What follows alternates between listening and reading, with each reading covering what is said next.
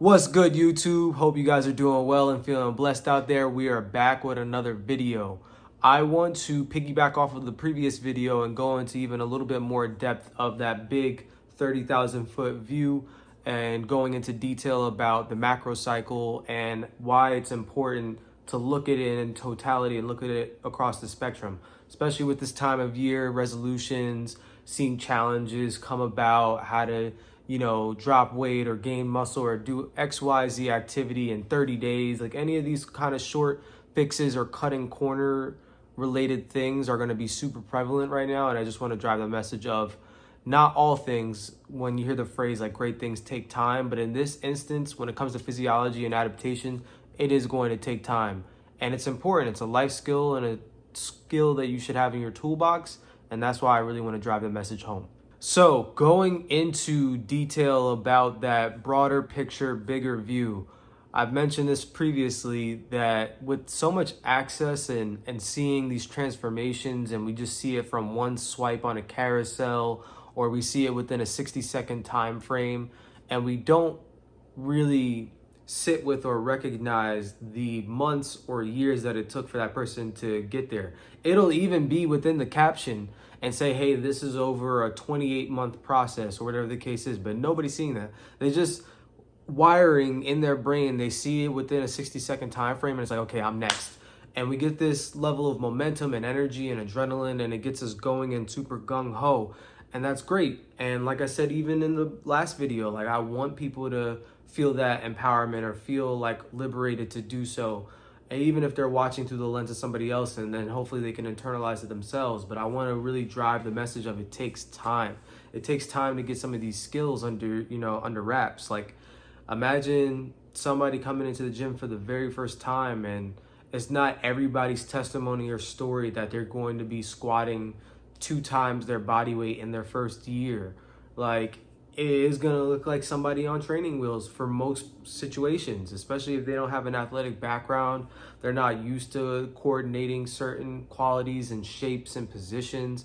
Like these things take time. Even if you have done them, but you haven't done them in a very long time, maybe there's things you have to learn, unlearn, and relearn.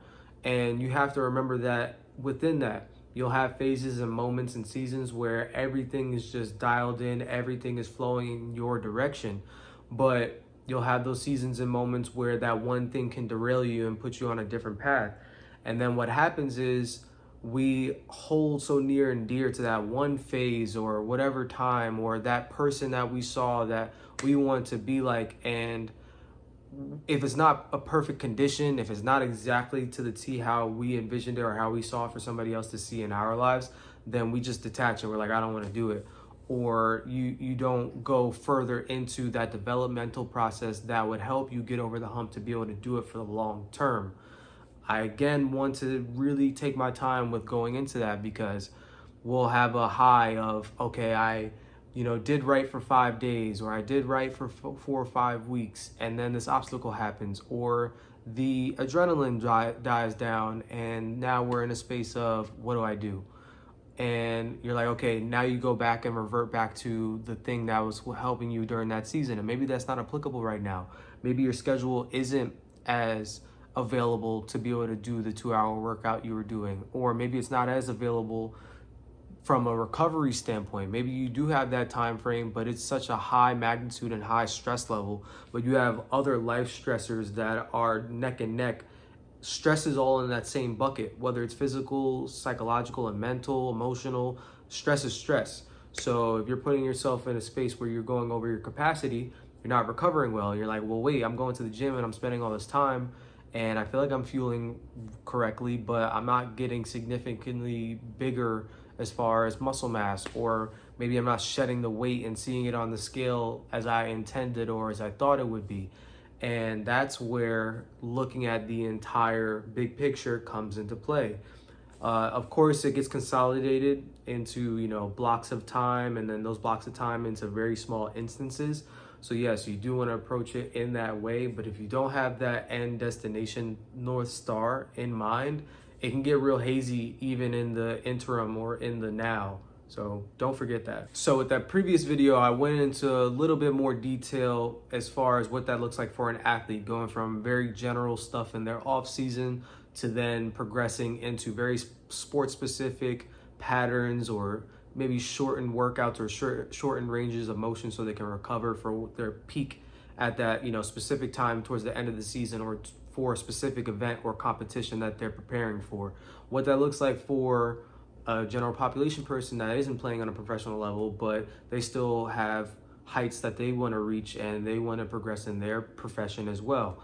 But even within that, what that can look like is, okay, said person wants to drop 30 pounds and stay relatively lean, gain some muscle, and just feel more confident and comfortable in their body and in their clothes. If they have a very small or short training history, it could be that general physical preparedness that I